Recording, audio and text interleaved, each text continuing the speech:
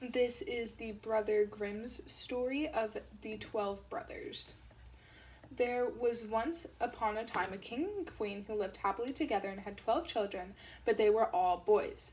Then said the king to his wife, "If the 13th child which you are about to bring into the world is a girl, the 12 boys shall die, in order that her possessions may be great, and that the kingdom may fall to her alone." He even caused 12 coffins to be made, which were already filled with shavings, and in each lay a little death pillow. And he had them taken into a locked up room, and then he gave the queen the key of it, and bade her not to speak of this to anyone.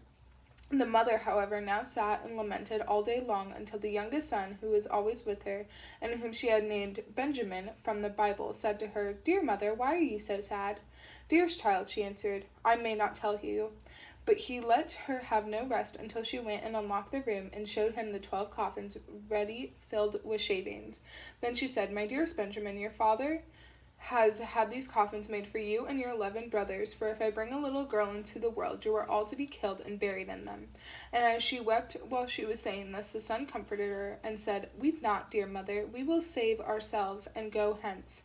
But she said, "Go forth into the forest with your 11 brothers, and let one sit constantly on the highest tree which can be found, and keep watch, looking towards the tower here in the castle. If I give birth to a little son, I will put up a white flag, and then you may venture to come back. But if I bear a daughter, I will hoist a red flag, and then fly hence as quickly as you are able, and may the good God protect you. And every night I will rise up and pray for you, in winter that you may be able to warm yourself at a fire, and in summer that you may not faint away in the heat." After she had blessed her sons, therefore, they went forth into the forest. They each kept watch in turn, and sat on the highest oak, and looked towards the tower. When 11 days had passed, and the turn came to Benjamin, he saw that a flag was being raised. It was, however, not the white, but the blood-red flag which announced that they were all to die. When the brothers heard that, they were very angry, and said, "Are we all to suffer death for the sake of a girl? We swear that we will avenge ourselves. Wheresoever we find a girl, her red blood shall flow." Thereupon they went deeper into the forest, and in the midst of it, where it was the darkest, they found a little bewitched hut, which was standing empty. Then said they, "Here we will dwell, and you, Benjamin, you are the youngest and weakest. You shall stay at home and keep house. We others will go out and fetch food." Then they went into the forest and shot hares, wild deer, birds, and pigeons, and whatsoever there was to eat. This they took to Benjamin, who had to dress it for them in order that they might appease their hunger. They lived together 10 years in the little hut, and the time did not appear long to them. The little daughter which their mother and the queen had given birth to was now grown up. She was good of heart and fair of face, and she had a golden star on her forehead. Once, on a great washing, she saw 12 men's shirts among the things, and asked her mother, "To whom do these 12 shirts belong? For they are far too small for father." Then the queen answered with a heavy heart, "Dear child, these belong to your 12 brothers." Said the maiden, "Where are my 12 brothers? I have never yet heard of them." She replied, God knows where they are. They were wandering around the world." Then she took the maiden and opened the chamber for her, and showed her the 12 coffins with the shavings and the death pillows. "These coffins," said she, were destined for your brothers, who went away secretly before you were born." And she related to her how everything had happened. Then said the maiden, "Dear mother, weep not. I will go and seek my brothers." So she took the 12 shirts and went forth and straight into the great forest. She walked the whole day, and in the evening she came to the bewitched hut. Then she entered it and found a young boy, who asked from whence you came, and whither are you bound, and was astonished that she was so beautiful, and wore royal garments, and had a star on her forehead. And she answered, "I am a king's daughter. I am seeking my 12 brothers, and I will walk as far as the sky is blue until I find them." And she showed him the 12 shirts which belonged to them.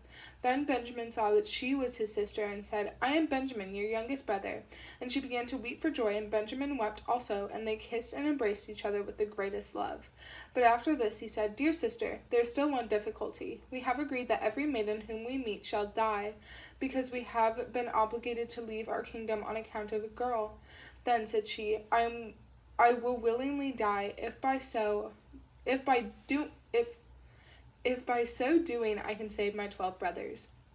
"No," answered he, "you shall not die. Seat yourself beneath this tub until our 11 brothers come, and then I will soon come to an agreement with them." She did so, and when it was night, the others came from hunting, and their dinner was ready. And as they were sitting at the table and eating, they asked, "What news is there?" Said Benjamin, "Don't you know anything?" "No," they answered. He continued, "You have been in the forest, and I have stayed at home, and yet I know more than you. You do. Tell us then," they cried. He answered, "But promise me that the first maiden who meets us shall not be killed." "Yes," they all cried, "she shall have mercy, only do tell us." Then said he, "Our sister is here," and he lifted up the tub, and the king's daughter came forth in her royal garments with the golden star on her forehead, and she was beautiful, delicate, and fair. Then they were all rejoiced, and fell on her neck, and kissed and loved her with all their hearts. Now she stayed at home with Benjamin and helped him with the work. The 11 went into the forest and caught game and deer and birds and wood pigeons, that they might have food, and the little sister and Benjamin took care to make it ready for them. She sought for the wood for cooking and herbs for vegetables, and put the pans on the fire so that the dinner was always ready when the 11 came. She likewise kept order in the little house, and put beautifully white clean coverings on the little beds, and the brothers were always contented and lived in great harmony with her.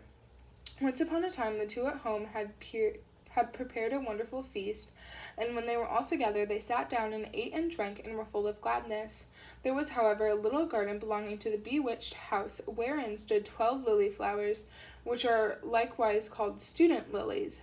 She wished to give her brothers pleasure, and plucked the 12 flowers, and thought she would present each brother with one while at dinner. But at the same moment that she plucked the flowers, the 12 brothers were changed into 12 ravens, and flew away over the forest, and the house and garden vanished likewise. Now the poor maiden was alone in the wild forest, and when she looked around, an old woman was standing near her, who said, "My child, what have you done? Why did you not leave the 12 white flowers growing? They were your brothers, who are now forevermore changed into ravens." The maiden said, weeping, "Is there no way of saving them?" "No," said the woman. "There is but one in the whole world, and that is so hard that you will not save them by it. For you must be dumb for 7 years, and may not speak or laugh. And if you speak one single word, and only an hour of the 7 years is wanting, all is in vain, and your brothers will be killed by the one word." Then said the maiden in her heart, "I know with certainty that I shall set my brothers free," and went and sought the high tree, and seated herself in it, and spun, and neither spoke nor laughed. Now it so happened that a king was hunting in the forest, who had a great greyhound, who ran to the tree on which the maiden was sitting, and sprang about it, whining and barking at her. And then the king came and saw the beautiful king's daughter with the golden star on her brow, and was so charmed with her beauty that he called to ask her if she would be his wife. She made no answer, but nodded a little with her head. So he climbed up the tree himself, carried her down, placed her on his horse, and bore her home. Then the wedding was solemnized with great magnificence and rejoicing, but the bride neither spoke nor smiled. When they had lived happily together for a few years, the king's mother, who was a wicked woman, began to slander the young queen, and said to the king, "This is a common beggar girl whom you have brought back with you. Who knows what wicked tricks she practices secretly? Even if she be dumb and not able to speak, she still might laugh for once. But those who do not laugh have bad consciences."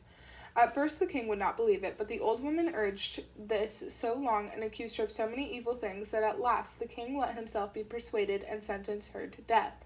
And now a great fire was lighted in the courtyard in which she was to be burnt, and the king stood above at the window and looked on with tearful eyes because he still loved her so much. And when she was bound fast to the stake, and the fire was licking at her clothes with its red tongue, the last instant of the 7 years expired. Then a whirring sound was heard in the air, and 12 ravens came flying towards the place and sank downwards, and when they touched the earth they were her 12 brothers whom she had saved. They tore the fire asunder, extinguished the flames, and set their dear sister free, and kissed and embraced her. And now, as she dared to open her mouth and speak, she told the king why she had been dumb, and had never laughed. The king rejoiced when he heard that she was innocent, and they all lived in great unity until their death. The wicked stepmother was taken before the judge, and he put into a barrel filled with boiling oil and venomous snakes, and died an evil death.